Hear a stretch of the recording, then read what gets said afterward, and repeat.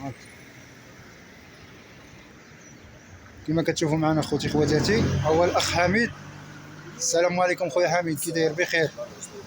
ممكن اخويا حميد تعطينا واحد شويه المعلومات على هذا النوع ديال التجاره وهذا النوع ديال الزيتون والثمن عندك والموقع فين كتواجد؟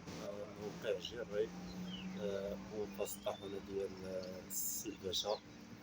بالنسبه للزيتون، كاين الزيتون البلدي 7 دراهم، وكاين شي حاجه مزيان احسن.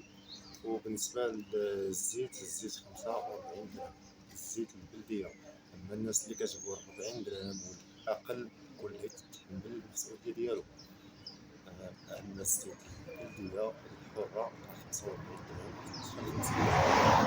الزيتون الحلو 15 درهم، الزيتون الاخضر هكايا 23.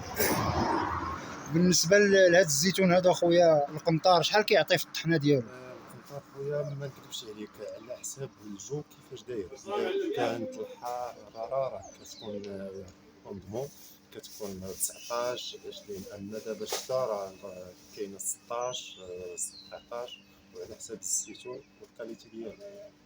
المهم كما شفتوا معنا خوتي خواتاتي، الاخ حميد كيتواجد في مركز راس جيري حدا الطاحونه ديال باشا. ها هي الطاحونه ديال الباشا هنايا مركز راس جيري. الا كنتي جاي من مكناس ولا من الخميسات، وهنايا الا كنتي جاي من الطريق ديال سبت جحجوح، الاخ حميد هو الاول كيتواجد هنايا.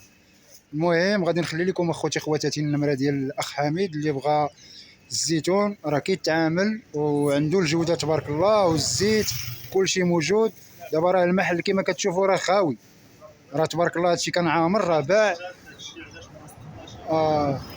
وراه كاينه السلعه، راه كيجيب سلعه، غيجيب سلعه جديده، غادي تلقاو كلشي هنايا. مرحبا بكم. غادي نخلي لكم النمره ديالو الفوق مع العنوان. ومرحبا بكم خوتي خواتاتي عند الاخ حميد. اخر كلمه خويا حميد.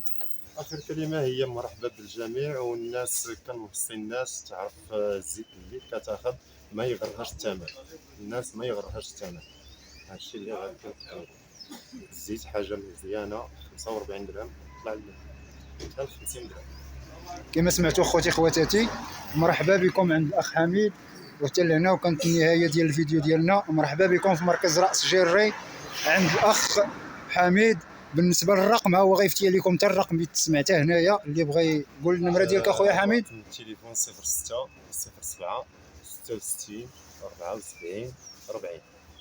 شكرا خويا حميد، الله يسخر لك والله يسخر لجميع المسلمين. المسلمين يا ربي، ومرحبا بالجميع.